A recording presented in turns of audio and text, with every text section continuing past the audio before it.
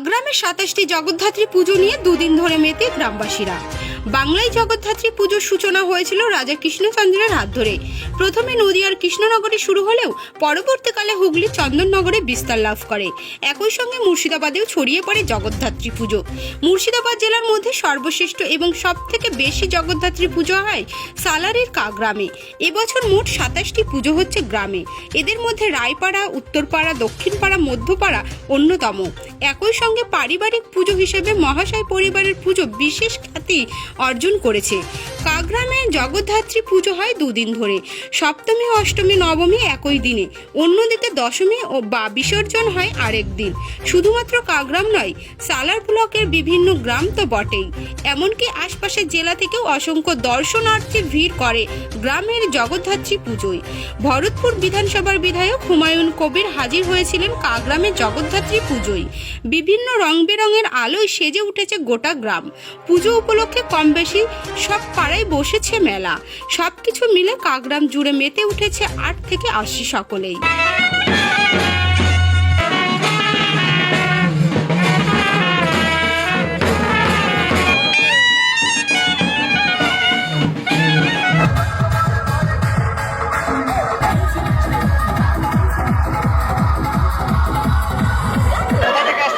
আমরা কাটোয়া থেকে আসছি।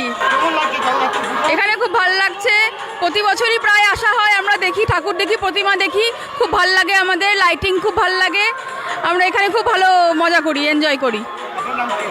আমার নাম চন্দ্রানী চৌধুরী। তোমার নাম বলো। আদিত্য দে। এখানে পুজো খুবই সুন্দর পুজো, এবং এখানে লাইটিং, প্যান্ডেল খুব সুন্দরই ব্যবস্থাপনা, খুবই ভালো লাগছে দেখে। আমার নাম নীলাদ্রি দে। দেখুন, কাগ্রামের পুজো অনেক পুরনো, অনেক বৈতীর্ণ। এই কাগ্রাম পুজো আমরা এর আগে শুনেছি যে ৩৫০ বছরের উপর বয়স এই গ্রামের জগদ্ধাত্রী পুজো।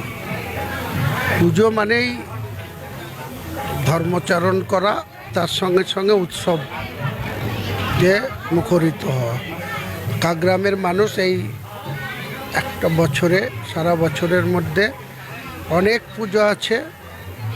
শারদীয় দুর্গা উৎসব আছে, অনেক পুজো রয়েছে, কালী পুজো রয়েছে। সব পুজোর থেকেও কাগ্রামে বিশেষত্ব হচ্ছে জগদ্ধাত্রী পুজো।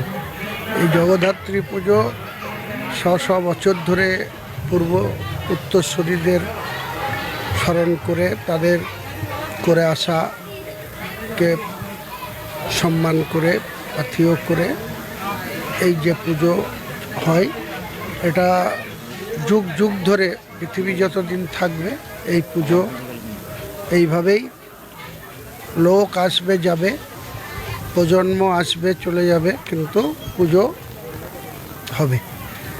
কাজেই সেইটা নিয়ে খুব বেশি কিছু বলার কোনো সুযোগ নেই।